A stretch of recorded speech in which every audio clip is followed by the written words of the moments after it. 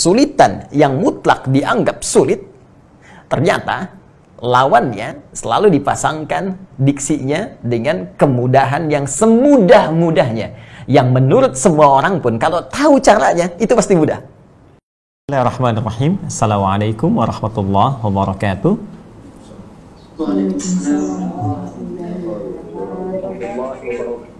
Alhamdulillahi Rabbil Alamin. Wassalatu wassalamu ala Rasulillahil Karim Nabiyyina Muhammadin wa ala alihi wa sahbihi wa ummatihi ila yaumiddin. Wa ba'du.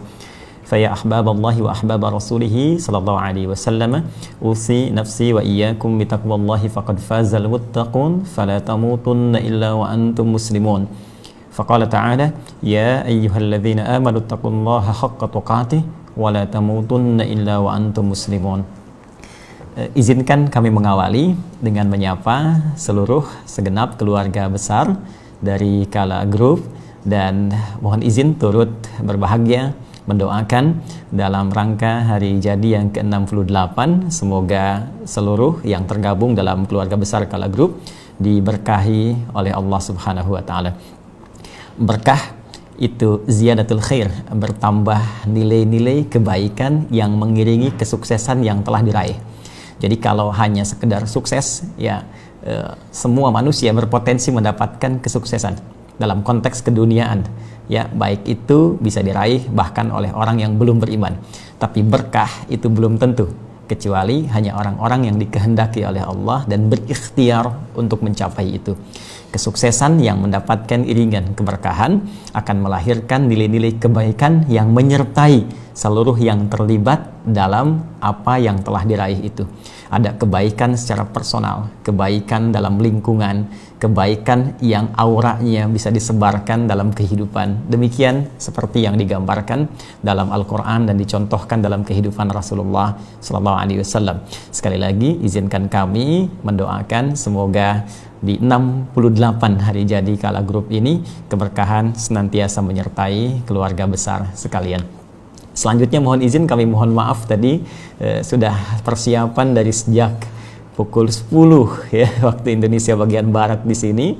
Saya lihat dalam kegiatan kami sudah terpasang, tapi tadi ada koneksi internet yang terputus, kemudian kita penyesuaian kembali. Baik, kita akan coba memulai dari tema yang teman-teman telah sampaikan untuk kita bisa melihat bagaimana paparan dan pedoman hidup yang disampaikan dalam Al-Quran dan Sunnah Rasulullah SAW terkait bangkit dari situasi atau masa yang sulit.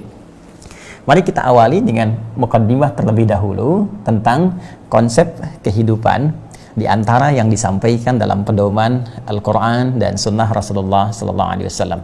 Kita mulai dengan Quran surah ke-51 dahulu, Adz-Dzariyat di ayat ke-49. Ini kaidah dasarnya nanti untuk memasuki kepada konsep mengatasi kesulitan dalam kehidupan. Allah menyampaikan, Bismillahirrahmanirrahim, wa min kulli syai'in khalaqna zawjaini la'allakum tadhakkarun. Dan dalam segala hal, kata Allah, kami ciptakan berpasangan supaya engkau sadar bahwa hanya Allah yang tidak punya pasangan, yang dengan itu engkau bisa meminta solusi dalam setiap alur kehidupanmu. Ayat ini memberikan gambaran kepada kita bahwa seluruh yang tercipta, yang telah dicipta oleh Allah Subhanahu wa taala itu memiliki pasangan yang dengan itu didesain untuk mengantarkan kemaslahatan dalam hidup kita, baik bernyawa ataupun yang tidak bernyawa, hidup atau benda mati.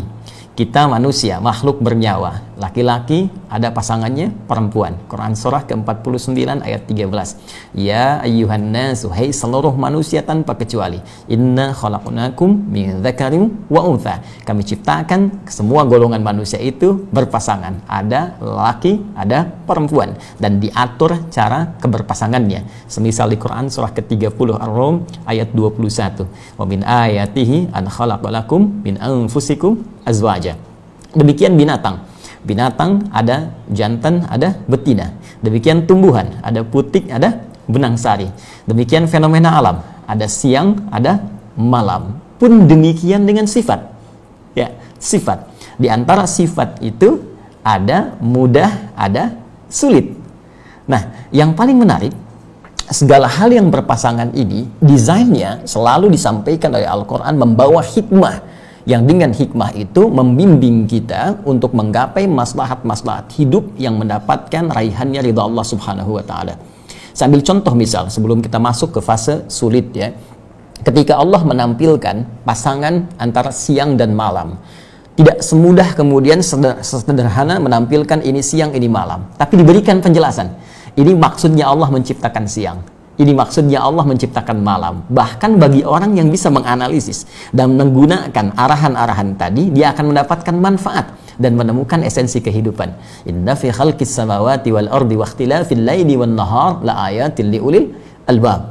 Baik, ketika Allah kemudian detilkan, misal dari surah Ali Imran tadi, misalnya turun Quran surah An-Naba, ya, surah ke-78 dari ayat 10 sampai 11, ya. Allah sampaikan wa ja'alna al-laila libasa wa ja'alna an-nahara ma'asha. Di antara hikmah berpasangan siang dengan malam supaya kami atur bagaimana ritme kehidupan yang bisa engkau lalui. Ya, siang kata Allah idealnya gunakan untuk beraktivitas, mencari penghidupan, silahkan bekerja. Ya, karena situasinya didesain untuk memudahkan. Mataharinya tampak, kalaupun padam lampu bisa masih kelihatan, ya, aktivitas masih bisa terpantau. Malam diselimuti, idealnya gunakan untuk istirahat. Kalau pengen silahkan riset.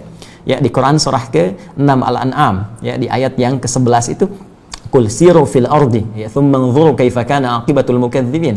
Kalau engkau mau riset sampai jalan ekspedisi di malam hari, silakan. Seperti Rasulullah kemudian diperjalankan di malam hari, peristiwa Isra dan Mi'raj itu di Quran surah ke-17 ayat yang pertama. Ya, subhanalladzi asra. Asra itu seakar dari kata sara, ya, ditambah hamzah di depan yang muta'addi dengan satu huruf, asra, perjalanan malam hari. Jadi sangat detail. Ini pasangannya, ini fungsinya. Laki-laki pasangan perempuan, ini karakteristik laki-laki, tandanya begini, karakternya begini, pasangannya perempuan, ini fungsinya, ini hak, ini kewajibannya. Nah, sekarang ketika Anda menetapkan tema bangkit dari kesulitan, narasi sulit di dalam Al-Quran, itu pun menariknya dijelaskan pasangannya.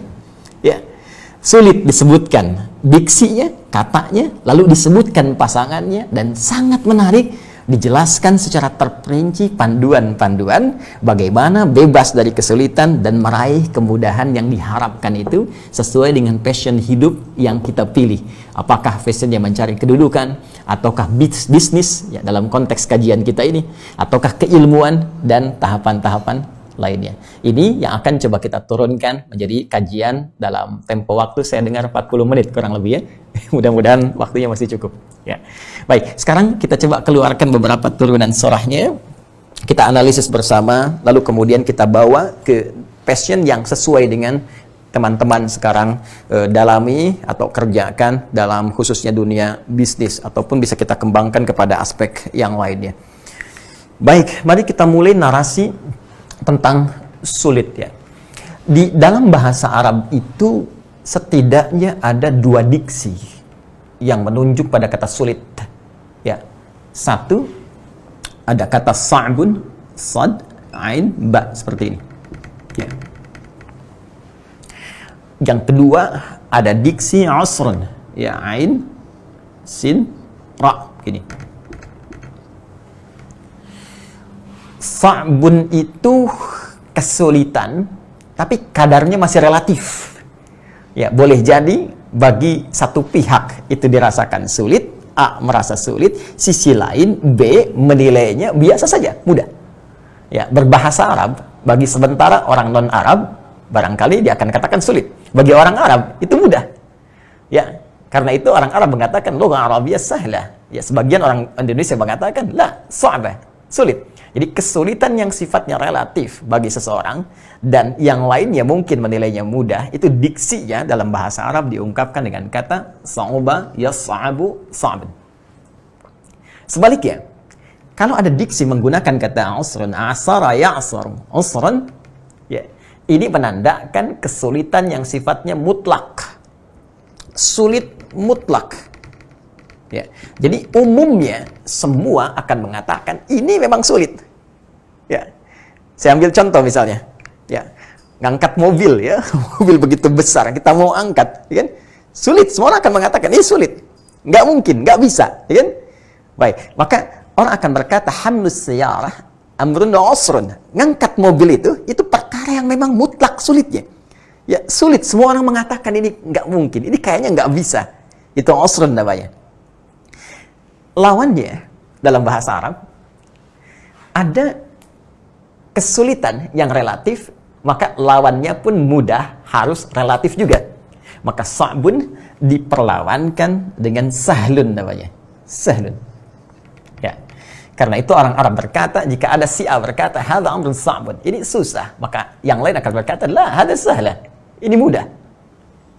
Tapi yang paling menarik, sa'bun, lawannya sahlun, usrun, kesulitan yang mutlak dianggap sulit, ternyata lawannya selalu dipasangkan diksinya dengan kemudahan yang semudah-mudahnya, yang menurut semua orang pun kalau tahu caranya itu pasti mudah. Ya, maka diksinya bernama yusrun. Ya, yusrun. Ada usrun, ada yusrun. Ada sa'bun, ada sahlun. Sekarang mari kita lacak, teman-teman sekalian, keluarga besar, insan kala seluruhnya, dimanapun Anda berada. Di dalam Al-Quran, Anda tidak akan menemukan kalimat sa'bun yang relatif ketika diungkapkan menunjuk kata kesulitan, pun demikian dengan sahlun. Yang akan kita temukan selalu ada usrun dan membangun sikap optimis dengan solusi yang dipasangkan dengan yusrun. Baik, ada kata usrun dan yusrun yang paling favorit bagi seluruh umat Islam di muka bumi. Bukankah salah satunya surat Al-Insyirah selain An-Nas itu kan? Surah ke-94 ya. Ya, Quran surah ke-94. Baik, kita temukan di sini kalimat usrun dan yusrun disatukan. Inna ma'al usri yusra. Ya kan? Fa inna ma'al usri yusra. Fa idza faraghta fansab wa ila rabbika farghab. Baik. Perhatikan kalimatnya. Inna ma'al usri yusra. Tadi saya katakan pembuka di awal dengan Quran surah ke-51 ayat 49. Dalam setiap nilai kehidupan senantiasa Allah pasangkan ya segala yang kita hadapi, bahkan diri kita sendiri, untuk memberikan pedoman-pedoman tertentu terkait dengan capaian yang ingin kita raih. Pun ketika teman-teman menampilkan tema sulit, diksi di Al-Quran yang ditampilkan itu kesulitan bahkan tingkat tertinggi yang mutlak. Ya, seakan-akan Allah ingin katakan begini, hei, dalam situasi yang paling sulit pun, yang semua orang mengatakan ini susah, ini sulit, yakinkan pada dirimu, aku pasangkan kesulitan itu dengan kemudahan yang semudah-mudahnya. Kalau dalam bahasa psikologi, kalau Anda sedang merasakan kesulitan, sampaikan pada jiwamu, yakinkan, ini pasti selesai. Ini pasti mudah ini. Ya, ini pasti ada solusinya. Jadi Al-Quran itu selalu ingin menampilkan harapan, motivasi. Ya, tidak pernah ada satu diksi pun dalam Al-Quran yang membuat seseorang pesimis untuk mengatasi setiap persoalan yang dihadapi. Nah, jadi pengantar yang ingin saya sampaikan adalah berita baiknya, ada narasi di dalam Al-Quran yang langsung bersumber dari Allah Subhanahu wa Ta'ala yang memberikan bimbingan tentang tema yang akan kita bahas pada kesempatan kali ini. Ketika kita mengatakan bangkit dari kesulitan, Al-Quran langsung memberikan kode. Ya, Anda bisa melakukannya, dan Allah berikan jalan yang paling mudah kalau kita mengerti pedomannya untuk meraih apa yang kita harapkan. Nah, tinggal sekarang kita turunkan bagaimana kemudahan ini bisa diraih seperti yang Allah janjikan pada kita semua. Ya, sebelum ke sana, saya ingin mengambil satu pandangan dulu dalam Al-Quran supaya ini bisa kita bawa dalam kehidupan sehingga menikmati segala hal itu jadi nyaman. Ini ada rumusnya. Rumus. Sampai-sampai Nabi mengatakan begini, ya ajaban li amril mu'min. Ya, perkara orang beriman itu semua urusannya itu mengagumkan. Ya, ajaban li amril mu'min. Semua urusan orang beriman itu begitu mengagumkan. Ya, inna amrahu kullahu khair. Karena semua apa yang dia hadapi, situasi apapun, selalu dipandang dalam persepsi yang terbaik dan semua nilai baik. Ya, fa in asabathu sarra syakar. Wa in asabathu dharra sabar. Yang paling dahsyat, dalam suasana suka pun dia banyak bersyukur, dalam suasana duka pun dia masih banyak bersabar, sehingga semua dilihatnya itu sebagai nilai kebaikan. Nah ternyata membangun sikap seperti itu ada rumus singkat dan demikian padat yang disampaikan dalam Al-Quran. Itu ada di Quran surah ke-91 Asy-Syams. Ya, Quran surah ke-91. Baik, di ayat yang ke-7 sampai 10. Saya turunkan khususnya ayat 7 sampai 8-nya. Ini inti utamanya. Wa nafsi wa ma sawaha, dan demi jiwa ketika sempurna diciptakan sebagai sumber kehidupan manusia. Jadi saat roh masuk ke dalam tubuh itu diberi nama nafas oleh Allah.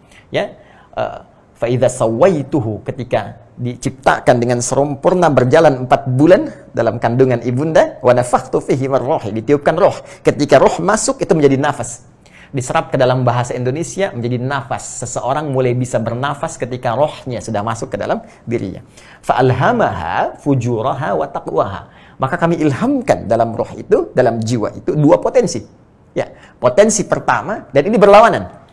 Ini yang akan kita bawa selamanya dalam kehidupan sampai kita berpulang kepada Allah Subhanahu wa Ta'ala. Jadi selain alam yang kita saksikan berpasangan, diri kita berpasangan, dan bawaan sifat-sifat yang mengatur nilai kehidupan pun itu semua akan berpasangan. Nah, ada sifat yang sepakat disebut mulia, baik, disebut dengan takwa. Ya, ini puncak-puncak kebaikan. Jujur, sabar, dermawan, ya kan? Semua yang positif terlihat itu takwa. Ada lawannya, disebut dengan fujur. Nah, ini orang yang cenderung menilai ini sebagai aspek negatif. Ya, padahal petunjuk Al-Qur'annya sifat fujur ini diciptakan untuk menjadi katalis supaya yang baiknya ini muncul. Ya, baik. Mari kita lihat. Ketika di sini ada jujur misalnya, di sini ada dusta. Ketika di sini ada sabar, di sini ada marah. Marah diciptakan bukan ingin menjadikan seorang manusia menjadi pemarah, bukan. Tapi asalnya supaya jadi katalis agar sabarnya muncul. Sebab kalau nggak ada marah, mustahil orang bisa menghadirkan sabar. Silahkan pimpinan di kala grup misalnya ya. Ya, begitu tiba-tiba masuk ke kantor, nggak ada angin, nggak ada hujan, pegawainya mengatakan, Pak, sabar ya Pak, sabar. Pimpinan akan berkata, kamu sehat. Ya kan? Baik, jadi mesti ada kan, ada katalisnya. Ya karena itu bahasa Al-Qur'annya, qad aflaha man zakkaha. Akan bahagia hidup orang yang bisa belajar menyucikan. Nyuci itu kan bukan membuang bendanya. Membuang kotorannya supaya bersihnya muncul. Ya, mohon izin, ini agak dalam sedikit ya. Ada pakaian kotor, dicuci kan? Maka yang kotornya dibuang, pakaian jadi bersih kembali. Jadi ternyata kotoran itu diciptakan bukan ingin menjadikan baju kotor, tapi supaya bersihnya muncul. Sebab kalau nggak ada yang kotor, maka mustahil mendapatkan bersih. Dari konsepsi ini, kita bawa ke suasana mudah dan sulit. Bila mudah ada di sini, mudah. Dan sulit ada di sini, teman-teman sekalian. Ternyata Al-Quran memberikan gambaran, kesulitan itu diciptakan sesungguhnya bukan ingin menjadikan kehidupan manusia menjadi sulit, bukan. Tapi supaya jadi katalis, supaya yang mudahnya itu muncul. Sebab kalau kita nggak pernah ketemu sulit, kita nggak akan tahu mana itu mudah. Bisa kebayang cara berpikirnya ya? Baik, sekarang dari pernyataan ini, kita tarik ke dalam konsepsi berpikir kita. Jadi ketika Allah menciptakan kesulitan dalam kehidupan ini, sesungguhnya di balik sulit itu ada kemudahan yang ingin dicapai, yang goalnya, sasaran terakhirnya dengan mudah ini, itu dibawa sesuai dengan passion kehidupan kita. Mau dibawa kemana mudah ini? Mau dibawa ke rumah tangga misalnya ya? Baik, kemudahan yang dilahirkan setelah sulitnya hilang dalam dunia rumah tangga disebut sakinah namanya. Tuh, tidak banyak orang tahu ini. Buka Quran surah ke-30 ayat ke-21. Ini yang sering dituliskan di surat undangan dalam pernikahan. Dan uniknya kadang yang undang nggak baca. Wa min ayatihi an khalaqalakum min anfusikum azwaja litaskunu ilaiha.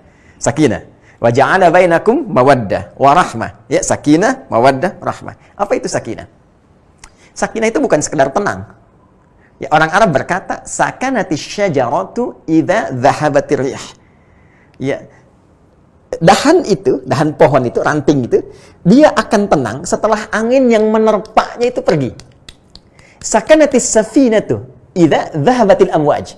Ya, kapal itu akan terlihat tenang setelah ombak yang menerpanya itu pergi. Ya, begitu ombaknya hilang, tenang dia. Begitu digoyang ombak, terasa ombak hilang, tenang. Jadi ada sakinah, ada tumakninah.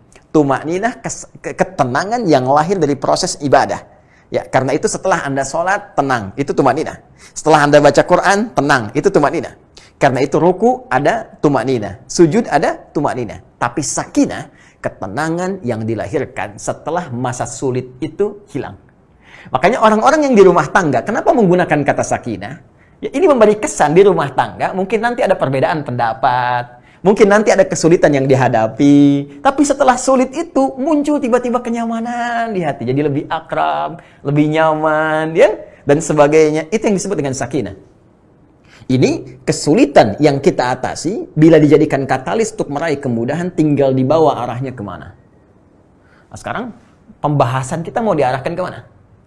Bangkit dari situasi sulit. Nah, kita temukan caranya, arahnya mau kemana? Apakah ke rumah tangga, ke pendidikan, kan? Atau ke kedudukan, atau ke harta benda? Nah, saya kira karena konteksnya kita sedang diskusi dalam konteks pekerjaan, maka kita bisa arahkan ya konsepsi ini, bagaimana kita bawa mengatasi kesulitan ini, mendapatkan kemudahan dalam dunia bisnis atau dunia kerja untuk mendapatkan cara kerja yang mudah, cara kerja yang berkah, dan cara kerja yang diberikan bimbingan oleh Allah untuk meraih apa yang didapatkan. Nah, dari sini mari kita turunkan konsepsi bangkit dari sulit yang langsung diarahkan pada kepentingan manajemen bisnis dalam Al-Quran. Mari kita turunkan. Dan mohon izin, ini materi pun pernah saya sampaikan di beberapa perusahaan di Indonesia. Dan sangat menarik pula. Ya, ada juga yang non-muslim yang belajar, kemudian mengamalkan itu semua, dan hasilnya cukup luar biasa. Sekarang, mari kita sama-sama fokus. Saya diberikan waktu yang sangat terbatas, mudah-mudahan waktunya cukup. Saya mohon izin, saya terlampau cepat menyampaikan? Mudah-mudahan tidak ya? Alhamdulillah, Ustaz. Ya, baik, karena waktu saya tadi dikasih 40 menit nih. Ini sudah keambil berapa sih? Ya. Baik ya. Jadi saya coba fokuskan lagi. Sekarang inti bahasannya. Bismillah. Saya mohon izin hapus sebentar. Baik, teman-teman sekalian. Sekarang kita lihat teorinya. Bagaimana sulit dan mudah menjadi konsepsi dalam Al-Quran yang mengantarkan kita pada kesuksesan. Ya, saya bikin bagan begini dulu. Ini yang kita harapkan, sukses. Ya, orang beriman suksesnya dua, yaitu dunia dan akhirat. Ya, jadi kita diinginkan oleh Allah mendapati sukses di keduanya. Ya, tidak diinginkan orang beriman dunianya nikmat, akhiratnya nestapa. Atau sebaliknya. Ya, akhiratnya bahagia tapi dunianya nestapa. Yang diinginkan oleh Allah dan mengajarkan Allah langsung kepada kita, dunia kita sukses, akhirat pun kita mulia. Ini konsepsinya dibangun di Quran surah kedua ayat 201. Bahkan jadi doa kita. Ya Rabbana atina fid dunya hasanah wa fil akhirati hasanah. Baik. Sekarang dalam hal apa ini? Apa yang menjadikan kita nyaman di dunia dan dengan itu dapat diarahkan kepada kepentingan akhirat. Karena yang kita kaji di sini di keluarga Kala Group ya, Insan Kala, maka kita batasi dalam dunia pekerjaan, dunia bisnis. Di sini ada situasi sulit. Kita ingin bangkit. Menjadikan ini sebagai hal yang dipandang mudah, sehingga dengan itu jadi jembatan menuju kesuksesan. Baik, mari kita turunkan ayatnya pelan-pelan. Kita mulai dengan, kita kaitkan ketiganya secara langsung. Kita mulai dengan Quran, surah kedua, ayat 214. Ya, sudah? Quran surah kedua, ayat 214. Quran surah Al-Baqarah, ayat 214, paling kanan sebelah bawah di mushaf standar. Kita akan kaitkan tentang teori sukses, harus melewati berbagai kesulitan dan dipandang sebagai bagian dari kemudahan. Mari kita lihat ayatnya. Am hasibtum an tadkhulul jannata. Apakah kalian duga akan begitu mudah untuk meraih kesuksesan itu? Jannah asal katanya itu bukan surga. Ingat. Ya. Jannah asal katanya bukan surga. Jannah itu satu puncak kesuksesan yang belum tampak, yang ingin diraih, ingin didapatkan. Ya, dia seakar dengan kata al-jin asalnya. Ya, jadi semua kata yang asalnya dari jim dengan nun itu sesuatu yang tersembunyi. Ya, belum tampak karena itu jin disebut dengan jin karena tak nampak dalam pandangan kita. Nah, jadi kalau jin melakukan penampakan, nah itu jin sedang kurang sehat. sedang kena penyakit itu karena jin itu tersembunyi. Ya, manusia tampak. Nah, jadi kalau ada manusia yang senang sembunyi-sembunyi, masuk kantor, ya, sembunyi-sembunyi, ke rumah sembunyi-sembunyi, nah itu pasti sedang ada masalah. Ya. Janin. Ya, kenapa disebut janin? Karena tak tampak, ada di dalam perut ibunda. Jannah. Nah, jim, nun, ta, jannah. Kenapa disebut dengan jannah? Karena belum tampak. Belum kelihatan. Ya, puncak tertinggi yang kita raih di akhirat. Kenapa di surga disebut dengan jannah? Karena sekarang belum tampak, belum kelihatan. Nanti setelah kita beramal ke akhirat kita dapati itu semua. Nah, dulu orang-orang Arab saat mereka beraktivitas ingin meraih sesuatu yang belum tampak sebelumnya. Dulu masih sahara, padang pasir.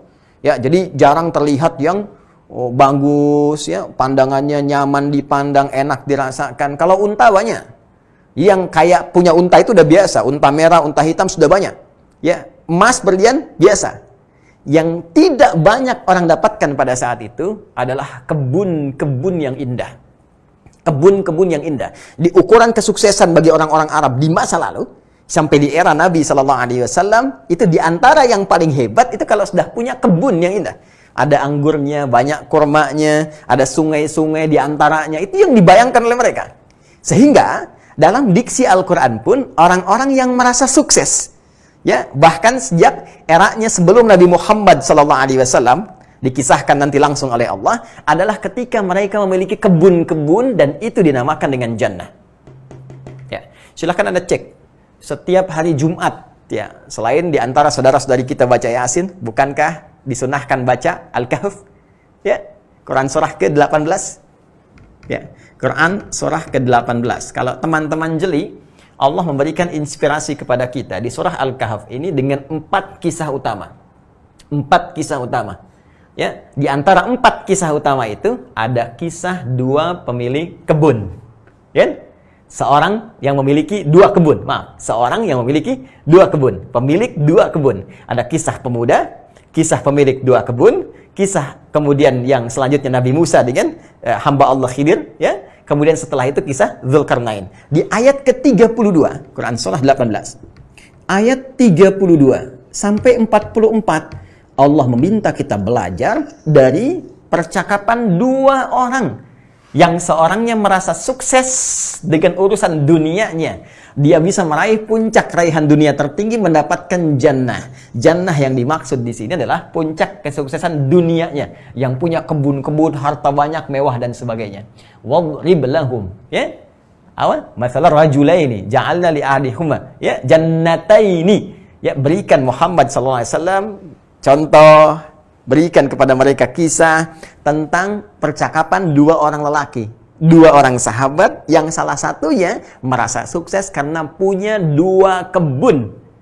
Ya, yang pohon kurmanya penuh. Ya, wa hafafna bainahuma binakhlin wa ja'alna bainahuma zar'a. Dipenuhi oleh kurma, pohon-pohon kurma, tengah-tengahnya ada sungai-sungai dan itu dipandang sebagai puncak kesuksesan. Ini inni aktsaru minka mala wa a'azzu nafara. Sampai orang itu berkata, "Nih, hartaku paling banyak. Aku sukses nih. Keturunanku pun sehat-sehat, bagus-bagus."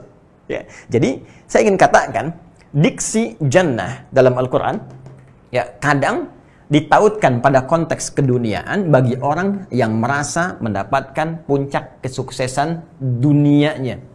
Ya, pada zaman-zaman dahulu termasuk di kalangan masyarakat Arab, kalau punya kebun-kebun, kalau punya tanaman anggur, kalau punya kemudian pohon kurma yang banyak, itu disebut dengan jannah, puncak kesuksesannya.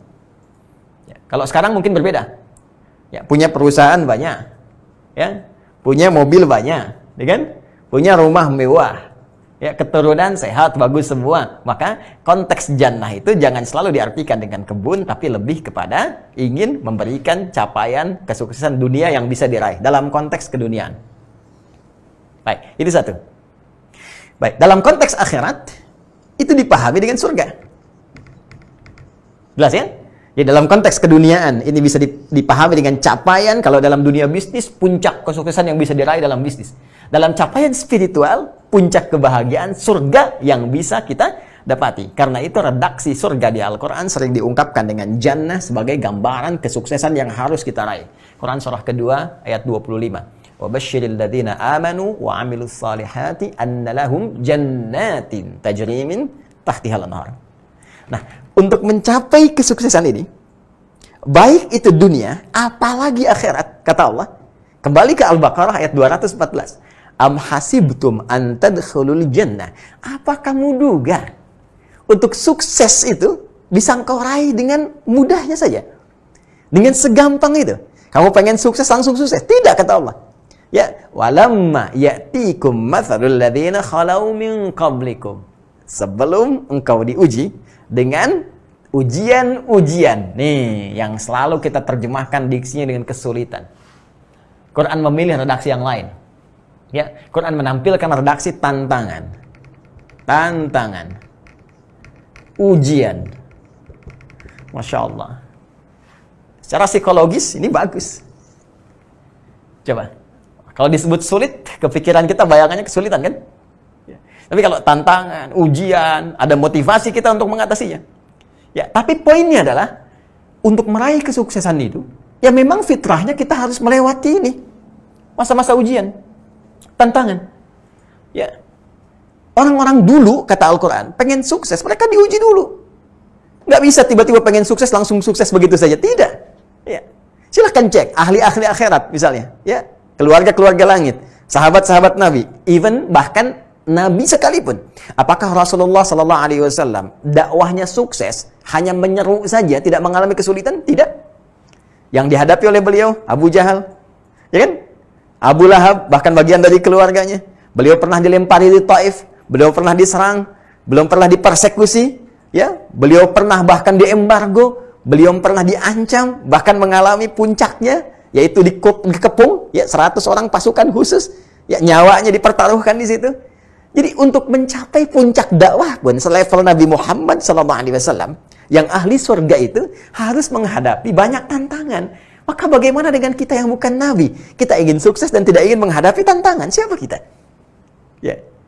Oke, kita lihat ke sahabat. Bagaimana seorang Abu Bakar sukses? Bagaimana seorang Uthman sukses? Kalau dalam konteks usaha, Abdurrahman bin Auf, apakah langsung sukses begitu saja? Tidak. Beliau harus kehilangan asetnya dulu di Mekah.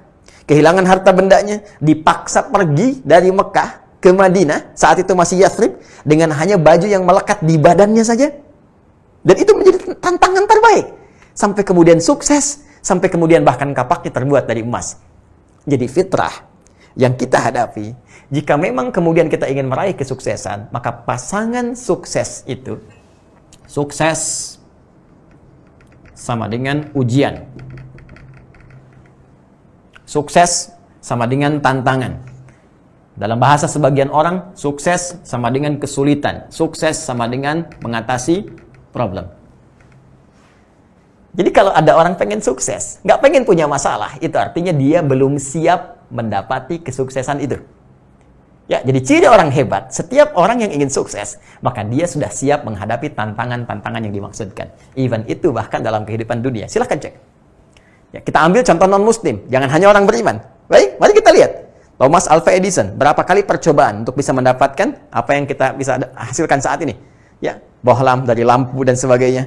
Berapa kali percobaan yang dilakukan untuk mendapatkan keseimbangan di pesawat itu? Berapa kali percobaan yang dilakukan untuk mendapatkan safety dari kendaraan yang kita kendarai pada saat ini? Jadi semua orang sukses pasti butuh tantangan yang harus dilewati. Ini poinnya.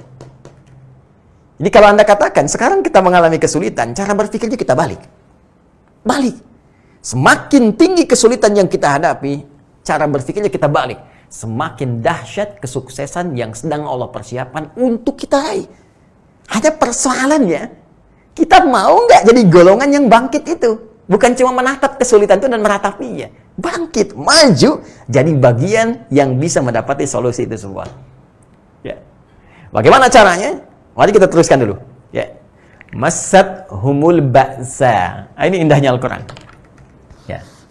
Masat humul ba'sa. Pertama, kata Allah, aku akan berikan tahapan-tahapan ujian ini untuk meraih kesuksesan itu sesuai dengan kadar kesanggupannya. Jadi ada kaidah lain nanti di Quran surah kedua Al-Baqarah di akhir ayat 286. Ya, di akhir ayat Al-Baqarah, akhir surah Al-Baqarah yaitu ayat 286. La yukallifullahu nafsan illa wus'aha. Allah tidak mungkin menguji seorang hamba di luar batas kemampuannya. Nah, jadi kalau diuji pasti kita mampu. Kalau tidak mampu, tidak mungkin diuji. Mau di rumah tangga, mau di pekerjaan, ya, mau di jabatan, birokrasi, diplomasi, semua ujian yang kita dapati itu kita sanggup. Ya, kalau Adi Hidayat tidak sanggup, tidak akan diuji. Kenapa Anda yang diuji bukan saya? Karena Anda yang sanggup, saya nggak sanggup. Ya. Dan keadilan Allah menjadikan ujian itu diberikan pada hambanya yang sanggup saja. Baik, dari kadar ini dibagi 3 bagian. Ya. Jadi saya ingin bangun prinsip, ayo tampilkan optimisme. Jadi kalau di kantor, di pekerjaan, di perusahaan, ya saya sedang punya persoalan, punya proyek, ya, ada ujian-ujiannya. Ternyata Anda yang mengalami, maka yang pertama kali sampaikan berita gembira pada diri Anda. Saya yang diuji berarti saya sanggup. Bukan orang lain yang diuji dengan ini, tapi saya yang diuji berarti saya sanggup. Tinggal kita turunkan peta-petanya. Beginilah keterangan Al-Quran. Masat humul ba'sa. 1, ada ujian yang sifatnya masih ba'sa. Ya. Bentuk jama dari kata ba'sun. Sesuatu yang ringan. Masih ringan. Orang Arab itu kalau Anda mau ke kantor, terus misalnya gerimis, cuma kecil-kecil gemercik gitu ya. Seorang berkata, nazil matar. Ya, hujannya turun. Dia berkata, labas. La ba'sa. Gak apa-apa, ini ringan kok. Ya, orang Indonesia lebih hebat. Disatukan kalimatnya. Labas. Tuh. Ya, ujian yang mudah untuk dilewati. Ya, Anda masuk kala grup kan, diuji dulu kan? Ada ujian, sesuaikan pekerjaannya, kan? Batas kemampuannya apa, psikotesnya bagaimana, kemampuan di sini, kasih bebannya seperti ini. Ya, ingin naik posisinya, lebih tinggi lagi. Ingin pekerjaan lebih naik lagi, divisi makin meningkat lagi, posisi lebih kuat lagi. Maka ujiannya pun naik kembali. Dharra. Ya, jama dari kata dharrun. Dharra dari kata dharrun atau dharrun. Ya, sesuatu yang mudah sudah mulai mengenai fisik. Ya, kalau hujan tadi masih gerimis, sekarang sudah mulai deras tuh. Ya, tadi pekerjaan masih ringan-ringan, sekarang sudah mulai menguras fisik. Ya, lelah, tenaga sudah mulai dikeluarkan, pikiran sudah mulai berpikir dan seterusnya. Ya, itu tandanya Anda sudah mulai mau masuk di level kesuksesan yang tahap kedua. Naik lagi. Jadi perhatikan cara berpikirnya ya. Perhatikan cara berpikirnya. Orang yang diuji oleh Allah dengan ujian ringan, dia akan disesuaikan dengan kadar kesuksesannya. Masih ringan. Ya, orang yang cuma omset 1 juta, 2 juta, nggak mungkin kadar kesuksesannya, ya kadar ujiannya diuji dengan yang 2 miliar, 3 miliar. Pasti akan sesuai. Ya, tantangannya di 1 juta, 2 juta. Tapi kalau Anda sudah merasakan ujiannya naik di atas level itu, berarti Allah ingin berkenan menaikkan omset Anda. Menaikkan kadar kesuksesan Anda. Ya, menaikkan kadar capaian Anda. Apalagi kalau sudah sampai pada yang ketiga. Ya, wazulzilu. Zulzilu. Dari kata zilzal. Ya, zilzal itu asalnya gempa. Ya, idza zulzilatil ardu zilzalaha. Apabila bumi telah diguncang sekuat-kuatnya, gempa. Ya, maksudnya apa? Ujian yang sudah mulai menggoyang keadaan hati kita. Sudah mulai berpikir nih, bukan cuma fisik saja. Ya, sampai berkata, kapan ini akan berakhir ya Allah? Ya, hatta yaqula rasul walladzina amanu ma'ahu mata nasrullah. Kapan pertolongan Allah ini? Ya Allah, pandemi kapan berakhir ya Allah? Ya Allah, ini omset mulai turun, ini mulai begini, mulai begitu. Hei teman-teman, ada konsep dalam Al-Quran. Ketika Anda diuji dengan tingkat ujian yang sudah tinggi sifatnya sampai ke efek zilzal, Sesungguhnya kalau kita pahami dengan cara yang benar, Allah ingin mengantarkan kesuksesan kepada kita, langsung mengangkat kepada level yang lebih tinggi. Ya, minimal di perusahaan itu bisa mengecek siapa orang-orang tangguh, karyawan-karyawan tangguh.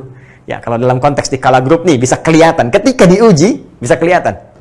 Ya, mana yang numpang beraktivitas saja, mana orang yang benar-benar pengen bekerja, bisa kelihatan, Anda bisa lihat. Ya, karena itu di beberapa perusahaan profesional kadang-kadang bikin kasus sendiri. Kalau ada kasus ini bagaimana penyelesaiannya? Kalau ada begini bagaimana? Ini Allah kadang-kadang langsung kasih. Ini loh, ada tantangan begini. Ini ada hal yang seperti ini. Ya, makanya dalam situasi pandemi itu Nabi pernah memberikan gambaran. Bagi orang beriman, situasi itu bisa menjadi rahmat. Kalau meninggal dia syahid, kalau hidup ada peluang dari situ untuk berjuang. Di antara perjuangannya ada aspek ekonomi. Ya, saya pernah sampaikan ini waktu Zoom dengan Unhas. Nah, itu yang praktekkan Cina sekarang.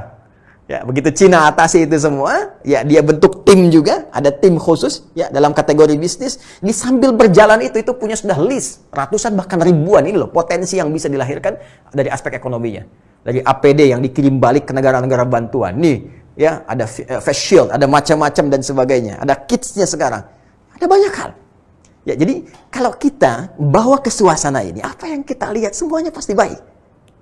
Even itu situasi sulit yang sedang kita alami. Jadi cara berpikirnya saat diuji dengan kesulitan apapun, langsung arahkan ke sini. Kalau ujiannya ringan, Allah ingin berikan hadiah kepada saya. Ujiannya makin naik, menengah, Allah ingin angkat derajat saya. Kalau ujiannya makin tinggi yang membuat kita kadang-kadang bergoyang, kapan ujian ini tiba? Yakinkan pada diri kita pada saat itu, hey, Allah ingin langsung memberikan lompatan pada karir saya untuk mendapatkan posisi yang terbaik. Ini dia. Tinggal pertanyaannya, bagaimana caranya?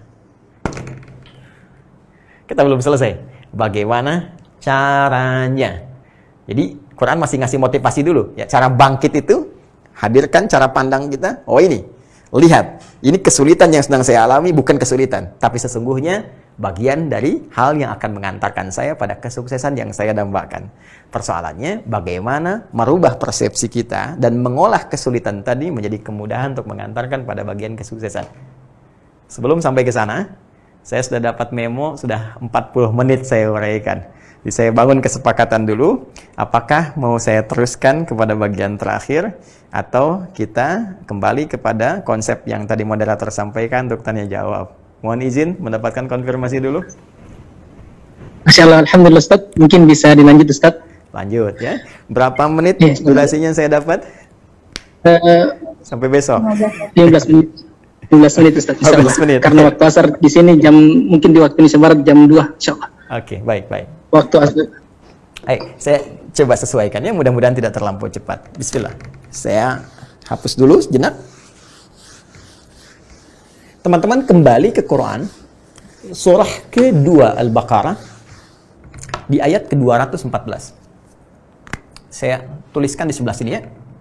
Quran, surah kedua, ayat 214. Di sini gambaran tentang kadar atau tingkat kesulitan atau kadar ujian, tantangan yang harus dihadapi. Dan cara pandangnya.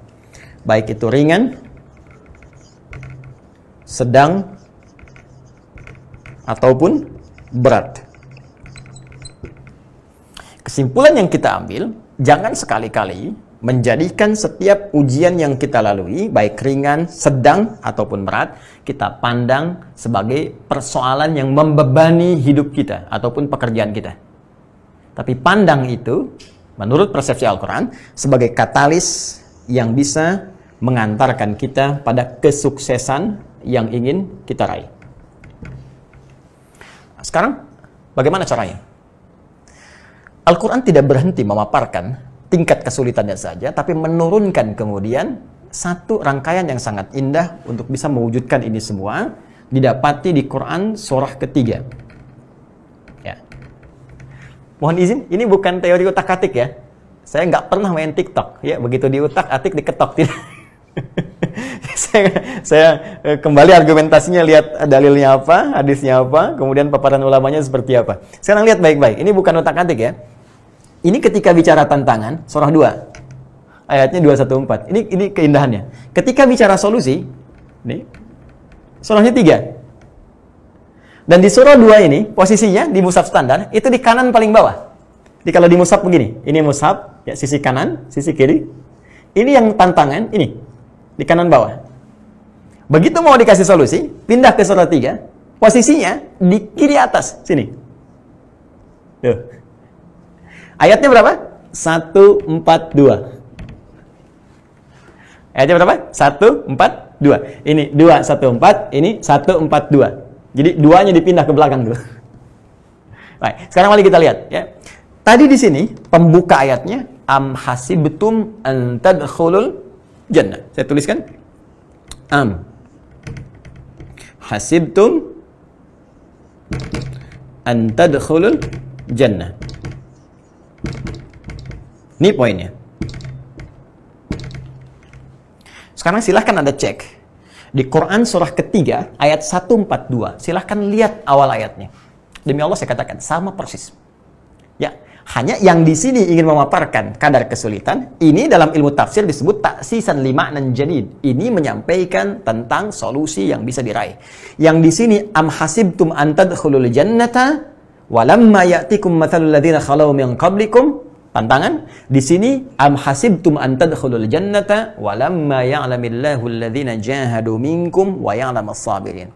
Apakah kalian duga kesuksesan yang ingin diraih itu begitu mudah untuk didapatkan dengan membalikkan telapak tangan? Tidak. Sebelum nampak pada diri kalian, kata Allah, jahadu, kesungguhan, keseriusan dalam meraih kesuksesan itu. Izin kepada semua, mohon maaf tidak bermaksud untuk mengajari, hanya menegaskan makna Al-Quran. Kalau ingin sukses, Anda mesti serius. Anda ingin jadi karyawan yang sukses, ya, bisnismen yang sukses, Anda mesti serius, cintai pekerjaan Anda. Ya, Anda ingin menjadi ustadz yang sukses, ilmuwan yang sukses, cintai ilmu Anda, pelajari dengan baik. Ya, setiap apa yang kita kerjakan dengan serius, maka keseriusan itu adalah pengantar menuju kesuksesan yang kita harapkan. Bahkan kalimatnya tegas di Al-Insyirah itu. فَإِذَا فَرَغْتَ فَانْصَبْ. Kalau engkau telah menuntaskan tugasmu itu, maka bersiap dengan serius mengerjakan yang lain. Urutkan dengan rapi.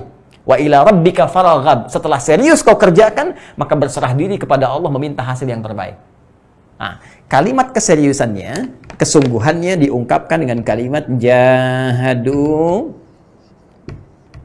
Ya. Jahada, yujahidu, jahadu, infinitif, akar utamanya. Awas, saya katakan akar utamanya dalam ilmu lughah, ya, bukan ilmu sharaf, ya. Kalau ilmu sharaf nanti tasrifnya jahada, yujahidu. Tapi akar utamanya, ya, itu dari kata al-juhdu.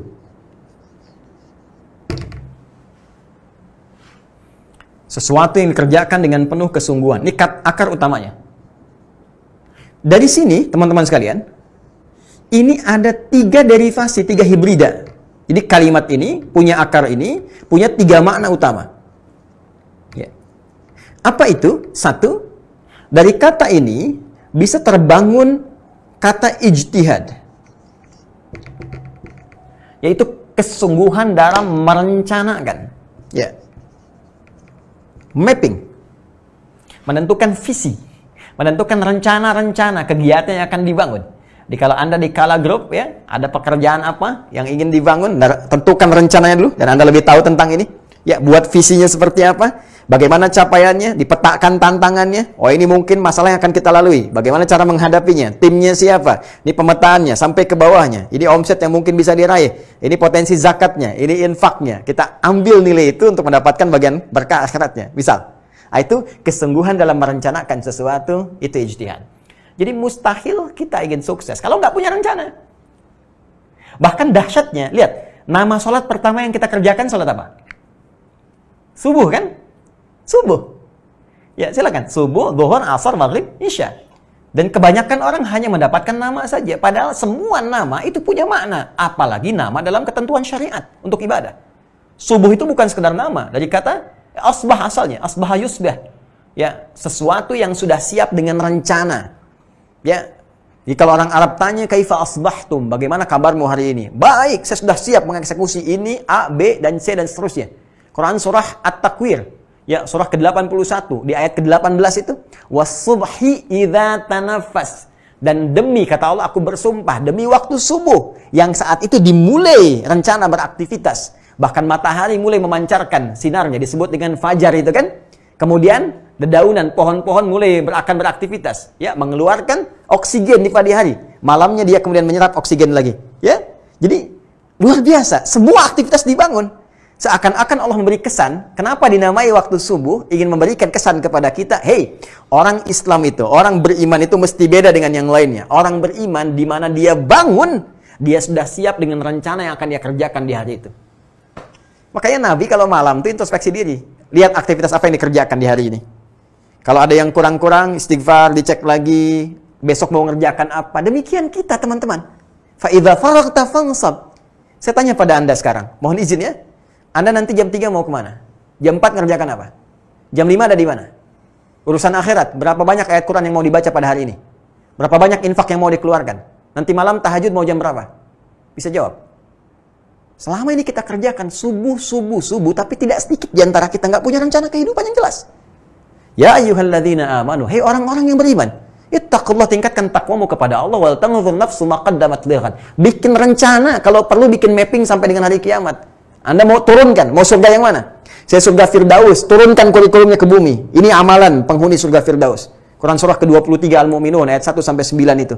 Penghuni surga Firdaus pasti rajin sholat, rajin zakat, menjaga kehormatan dirinya. Di situ Anda petakan.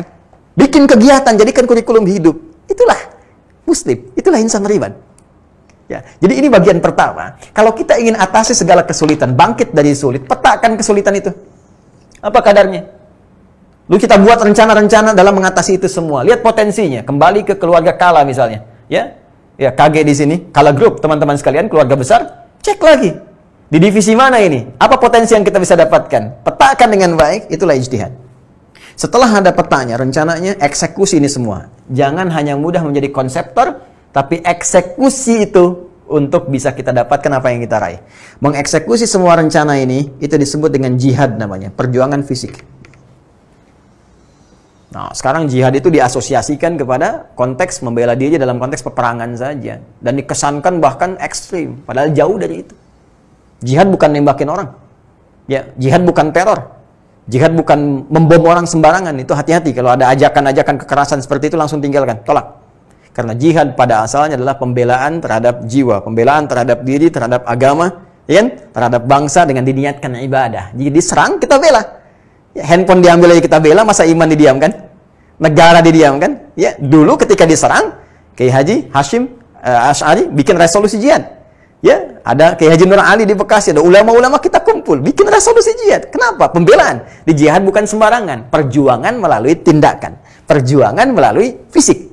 Ya, jadi kalau kita ingin gunakan konteks ini dalam konteks kegiatan berusaha, berbisnis, maka jihad bisa diartikan adalah perjuangan atau eksekusi secara fisik tentang rencana-rencana yang telah kita siapkan. Time schedule-nya ada, job desk-nya seperti apa, job description-nya bagaimana, lalu eksekusi semuanya itu, dan terakhir, mohon izin dengan cepat, ada perjuangan melawan gejolak emosi yang disebut dengan mujahadah. Nah, ini dia. Jangan dikira pekerjaan itu sederhana yang kita lakukan. Teorinya sederhana, tapi ketika kita jalani, kadang-kadang ada semangat, ada malas, ya kan? Kadang-kadang setan datang dengan was-was, ada iri hati, kecemburuan satu dengan yang lainnya. Maka perjuangan mengatasi itu semua supaya baik lagi, niatnya lurus, keseriusannya terbangun, itu disebut dengan mujahadah. Perjuangan dalam mengendalikan gejolak jiwa atau aspek emosional. 3 makna ini, ijtihad, jihad, mujahadah, dirangkum dengan satu kata saja dalam diksi Al-Quran, jahadu. Walamma ya'lamillahu alladhina jahadu minkum. Jadi kalau kita ingin bangkit dari kesulitan, kata Al-Quran, petakan kesulitan itu. Bikin rencana yang jelas.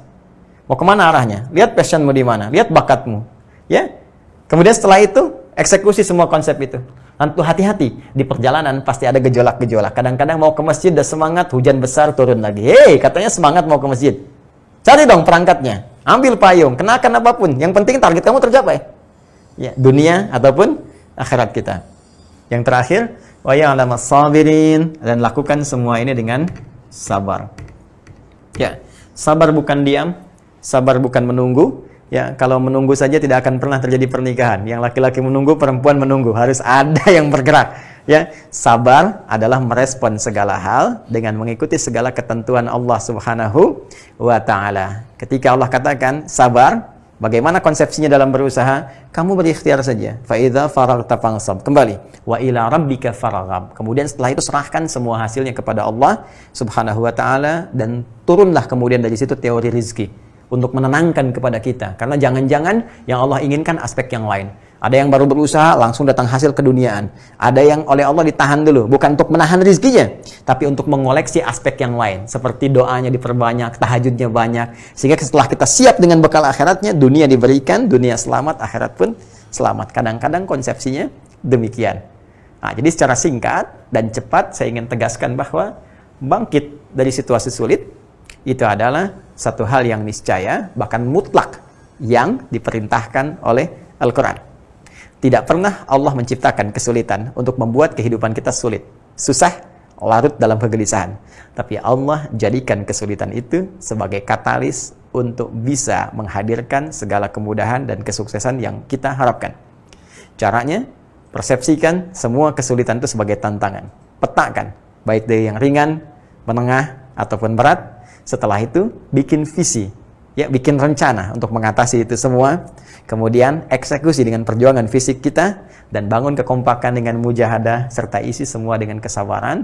Bila itu telah terjadi, maka akan ada satu kelapangan dalam jiwa yang dengan itu bisa mengangkat derajat kita di hadapan Allah. Kelapangan yang menjadikan kita merasa nyaman dan terangkat derajat dalam bahasa Arab disebut dengan syarah. Kalau sudah meresap pada jiwa kita disebut dengan insyirah, maka muncullah surah Al-Insyirah. Alam nashrah laka sadrak. Bukankah aku sudah pernah lapangkan keadaan jiwamu sehingga menghadapi apapun sekarang kamu mudah. Nabi Muhammad SAW dilapangkan oleh Allah jiwanya sehingga dilempar dengan batu ringan, dilempar dengan kata-kata ringan, dilempar dengan apapun tawakal. Orang-orang yang sudah kuat mentalnya, terbangun dengan baik di perusahaan manapun, terutama di keluarga besar, Kala Group. Kalau Anda sudah mendapatkan insyirah ini, Anda nggak akan pernah punya diksi sulit. Semua yang terjadi akan Anda pandang dengan penuh kelapangan, kenyamanan seperti tantangan yang biasa kita hadapi. Ya, alam nashrah laka sadrak. Ya, wa wada'na anka wizrak alladhi anqadha dhahrak. Kata Allah, kalau kamu sedang merasakan sulit, bayangkan kesulitan yang dulu yang pernah engkau selesaikan. Kalau yang dulu pernah selesai, maka yang sekarang pun akan tuntas. Kalau itu bisa engkau lakukan, wa rafa'na laka dzikrak, maka Allah akan angkat ya namamu, angkat derajatmu, angkat semua aktivitasmu dengan keberkahan dalam naungan ridha Allah Subhanahu wa taala sampai ke ujung ayatnya. Inna ma'al usri yusra. Ingat, di setiap ada kesulitan pasti ada solusi yang paling mudah. Belum yakin? Fa inna ma'al usri yusra. Hei, saya tegaskan lagi kata Allah, setiap ada kesulitan itu jalan menuju kemudahan. Quran surah kedua di penghujung ayat 185. Yuridullahu bikumul yusra wa la yuridu bikumul usra. Allah menginginkan engkau mendapatkan kemudahan, bukan kesulitan. Jadi kalau masih ada yang sulit setelah paparan ta'lim ini, merasa sulit, itu bukan Allah yang menjadikan sulit. Andanya yang tidak ingin pernah meraih kemudahan. Fa'idha faragta fansab. Setelah selesai urusan yang engkau lakukan, siapkan pekerjaan berikutnya. Wa ila rabbika farghab. Dan tawakallah kepada Allah untuk mendapatkan hasil yang sempurna dengan niat ibadah kepada Allah Subhanahu wa taala. Itu saya kira yang bisa saya sampaikan dalam tempo waktu yang Anda berikan. Semoga ada manfaat yang didapatkan, dan selanjutnya jika masih ada waktu tersisa, kita bisa diskusikan atas apa yang teman-teman ingin sampaikan. Subhanakallahumma bihamdika asyhadu an la ilaha illa anta astaghfiruka wa atubu ilaik. Assalamualaikum warahmatullahi wabarakatuh. Waalaikumsalam warahmatullahi wabarakatuh. Masya Allah, alhamdulillah. Itulah tadi kajian virtual yang dibawakan oleh Ustadz Adi Hidayat LCMA. Semoga dapat diamalkan dalam kehidupan sehari-hari. Hadirin insan Kalak dan para pemirsa channel YouTube Kalak Group yang insya Allah dirahmati oleh Allah Subhanahu wa taala. Baik, sesi selanjutnya yaitu sesi tanya jawab. Baik Ustadz, ada beberapa pertanyaan yang masuk. Silakan. Pertanyaan pertama, bagaimana cara bisa tetap bersabar dan bisa bangkit melewati cobaan, baik cobaannya berupa pandemik seperti ini atau cobaan lainnya, Ustaz? Terima kasih. Mungkin bisa dijawab langsung, Ustaz, insyaallah. Bagaimana caranya bisa bersabar? Ya bersabar. Kemudian yang kedua, dalam situasi apa? Petakan dulu situasinya, apa yang Anda maksudkan. Karena Islam itu satu-satunya, ya saya bisa katakan, satu-satunya din, agama di muka bumi yang menampilkan pedoman bagi seluruh kehidupan kita. Silahkan demi Allah saya katakan, Anda bandingkan dengan keyakinan manapun. Tidak ada yang memiliki pedoman selengkap Islam. Islam mengatur perkara kehidupan kita, bahkan dari bangun tidur sampai tidur lagi. Dari perkara yang sederhana sampai yang kompleks, semua ada pedomannya. Silahkan cek, bangun tidur kita punya pedomannya, bahkan ada doanya. Doa itu pedomannya, ya bukan sekedar dibaca secara formal. Mau makan ada doanya, ke toilet ada aturannya, ke masjid ada aturannya. Jadi yang ringan pun ada, apalagi yang kompleks. Sekarang yang mau Anda tanyakan spesifiknya apa? Misal, saya mau katakan kesulitan di bidang pandemi sekarang ini. Anda petakan dulu. Apa yang sedang Anda kerjakan sekarang? Ya, ambil hadis-hadis Nabi SAW. Ada kitab bagus judulnya, namanya Al-Fathur Rabbani, ya, fi Tartib Musnad Imam Ahmad bin Hanbal Asy-Syaibani. Di halaman 202 ada pedoman judulnya tentang Kitabul Waba wa Ta'un. Ya, kitab pedoman menghadapi wabah dan ta'un. Itu ditampilkan secara detail bagaimana petunjuk-petunjuk Nabi ketika kita menghadapi satu wabah. Baik sifatnya wabah itu epidemi, lokal tapi menyebar, atau pandemi, menyebar secara lebih luas lagi. Di antara kalimat Nabi yang indah, itu yang paling luar biasa, adalah Allah Subhanahu wa Ta'ala menjadikan dalam situasi tertentu, ya, wabah itu bisa menjadi rahmat bagi hamba-hamba yang beriman. Ya, hamba-hamba yang beriman jadi rahmat. Nah, rahmat itu cabangnya bisa dua. Satu, bisa jadi ampunan dari dosa yang sangat berlipat. Itu konsepnya ada di Quran surah 39, ya, di ayat ke-53. Qul ya ibadiyalladzina asrafu ala anfusihim la taqnatu min rahmatillah. Katakan Muhammad SAW pada hamba-hambaku yang sudah banyak bergelimang dosanya. Ya, israf itu yang sudah nggak terhitung lah. Selalu ada peluang untuk mendapatkan rahmat Allah sehingga diampuni dosamu. Jangan putus asa. Taubat kau diampuni. Nah, puncak tertinggi pemberian Allah untuk mengentaskan dosa seseorang itu dengan menurunkan rahmatnya. Ya, dan di pandemi, situasi wabah yang sangat menyebar itu, rahmat Allah begitu besar. Sampai saking besarnya, orang-orang yang berjuang di lingkungan pandemi itu, kalau dia terkena dalam konteks ini COVID misalnya, dia terkena ke situ, kata Nabi, dia bersabar, ya, wa muhtasiban annama asabahu, dan dia bersabar dan menghitung bahwa apa yang telah menimpanya, maka tabalahu illa min indillah, tidak ditetapkan kecuali Allah berkehendak kepadanya, maka diberikanlah padanya pahala semisal syahid. Anda bayangkan, jadi kalau dia wafat, syahid dia. Itu apresiasi dari Nabi. Ya, jadi ketika Anda menghadapi situasi seperti ini, kenapa disebut syahid? Karena seperti orang berjuang. Kata Nabi, kalau kena kamu wabah, jangan keluar dari tempatmu, jangan orang masuk ke tempatmu. Anda menjaga diri Anda supaya nggak keluar, melindungi orang. Karena itu ketika Anda wafat, Anda syahid, rahmat. Satu sisi. Sisi kedua, ya, rahmat itu bisa diartikan dengan pemberian Allah dalam konteks keduniaan. Allah memberikan rahmat bagi hambanya dalam konteks keduniaan, sifatnya disebut dengan Rahman. Allah ya Rahman, Allah ya Rahman. Ya, dengan rahmat Allah rizki diberikan. Dengan rahmat Allah keturunan didapatkan. Dengan rahmat Allah ketenangan diraih. Nah, sekarang kalau konteks ini Anda akan bawa ke dunia pekerjaan, ke bisnis kah misalnya, ya, kena pandemi, tiba-tiba perusahaan Anda melakukan penyesuaian, pengetatan, Anda terkena di situ. Bahasa orangnya PHK misalnya, dia kan berhenti di situ karena rizki Allah itu bukan didapatkan dari satu jalan saja. Allah berikan peluang begitu banyak jalan rizki. Kenapa Anda larut dalam kekecewaan pada satu jalan saja? Ada banyak yang lainnya yang ketika Anda bergerak rizki turun. Makanya pelajari kaidah rizki. Quran surah ke-51 misalnya, ya, ayat ke-22. Wa fis samaa'i rizqukum wa ma tu'adun. Di langit telah ditetapkan rizkimu pasti akan diberikan, nggak akan dikurangi sedikit pun. Sesuai jumlahnya sampai engkau wafat, dan Allah janjikan akan diberikan kalau engkau mau berusaha. Maka cara usahanya, Quran surah kedua ayat 168. Ya ayyuhan nasu kulu mimma fil ardi halalan thayyiba. Hai semua manusia, kamu usaha supaya kamu setidaknya bisa makan, bisa dapat rezeki, bisa dapat kenyamanan, ya. Di rumah, beli kendaraan, beli macam-macam. Kamu beraktivitas. Di mana ya Allah? Mimma fil ardi, di setiap tempat yang bisa kamu jangkau.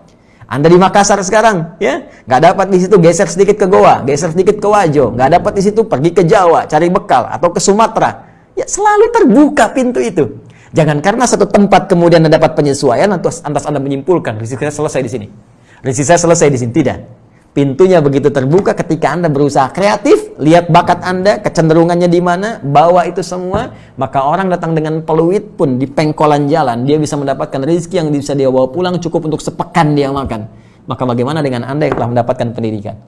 Jadi sekali lagi, bersabar adalah mengembalikan solusi kepada Allah, berikhtiar yang diiringi dengan tawakal yang paripurna. Cara ikhtiarnya, lihat kesulitan apa yang tengah Anda hadapi, di bidang apa? Rumah tangga kah? Pekerjaan kah? Kehidupan sosial kah? Keluarkan teorinya, pelajari tingkat kesulitannya, pelajari solusi dalam Al-Quran dan Hadis, runtutannya amalkan. Setelah itu, tawakal kepada Allah dan lihat bagaimana hasilnya. Allah Ta'ala a'lam bishawab.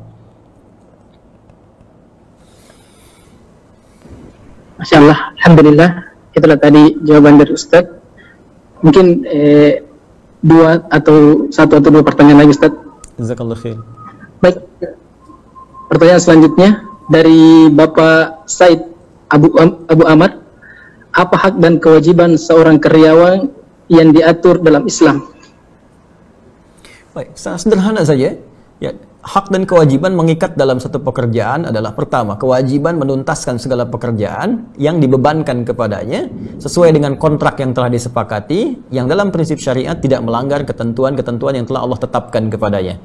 Jadi pasti di perusahaan itu ada aturan-aturan, ada beban pekerjaan yang di kewajiban Anda, maka itu Anda kerjakan dengan baik sepanjang di situ tidak ada hal-hal yang bertentangan dengan hukum-hukum Allah dan Rasul-Nya.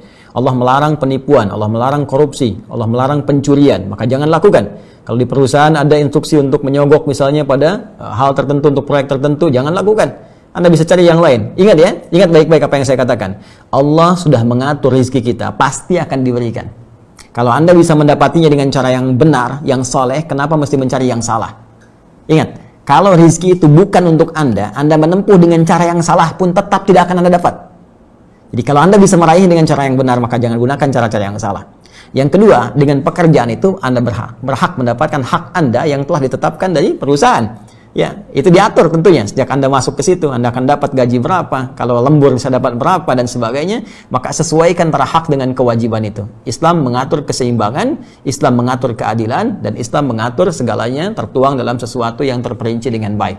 Jadi jangan sampai, mohon maaf, jam kerja 8 jam, Anda hanya kerja 6 jam misalnya, tapi menuntut hak lebih daripada apa yang telah Anda sepakati. Itu juga diatur dalam ketentuan-ketentuan syariat. Kitabnya jelas di Al-Bukhari.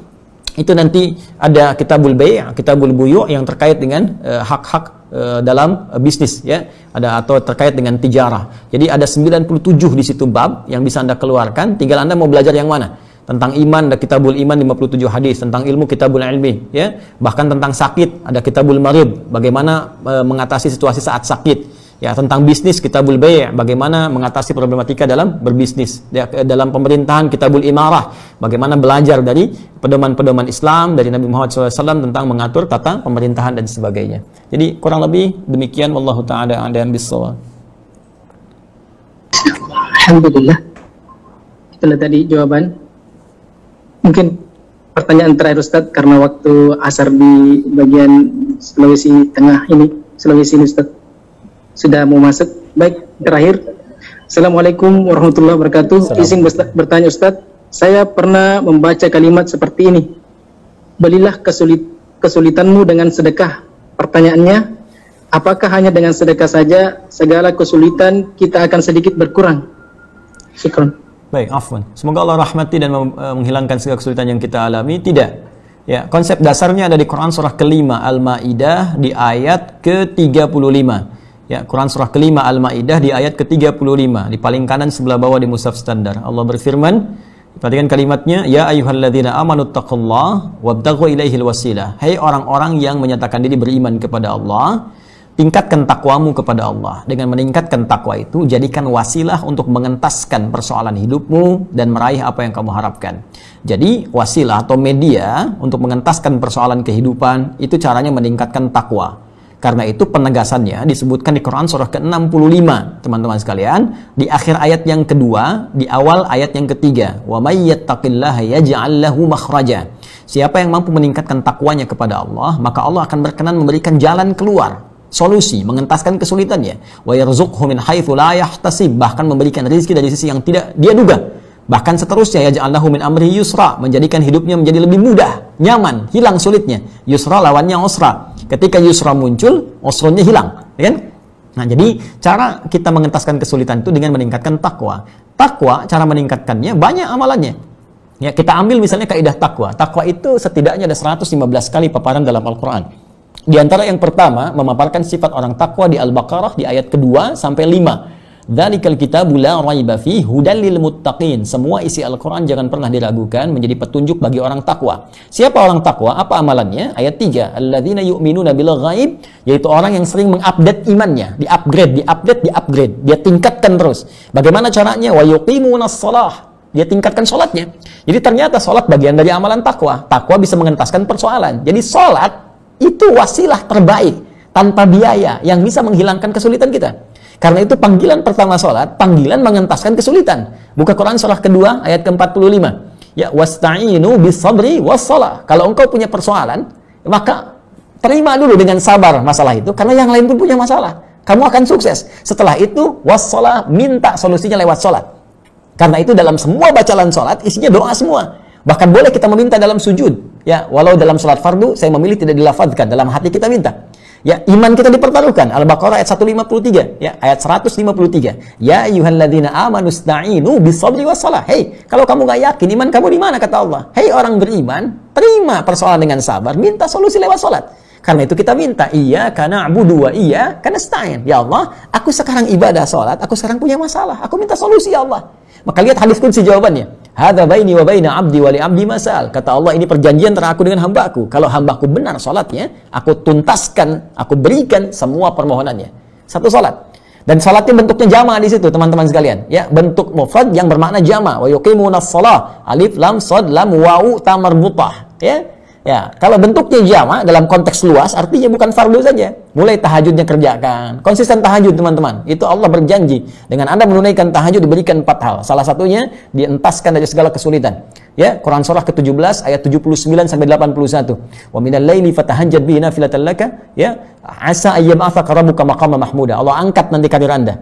Ya, wa rabbi adkhilni mudkhala sidqin, dibimbing mengawali pekerjaan. Wa akhrijni mukhrajas sidqin, dibimbing mengentaskan kesulitan. Wa ja'alni min ladunka sultanan nasira, dilindungi kalau ada orang yang ingin sengaja menjahili Anda dalam pekerjaan. Ya, di salat. Wa mimma razaqnahum yunfiqun, infak. Karena itu tadi ada redaksi. Ya, infak, bersedekah dalam konteks dengan harta bisa mengentaskan kesulitan. Bisa.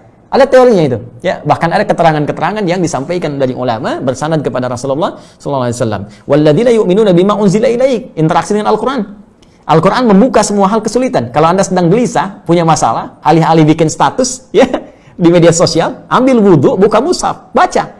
Itu saat baca minimal Allah tanamkan ketenangan dalam jiwa. Sehingga dengan tenang itu kesulitan mudah untuk dientaskan.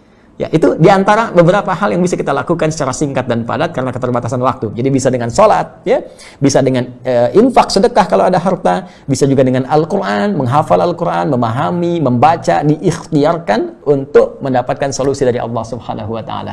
Demikian segala dalil yang tertuang dalam Al-Quran dari hal pokok yang Anda tanyakan. Semoga dengan itu Allah memudahkan kita untuk mengamalkannya. Itu intinya. Wallahu taala a'lam bishawab.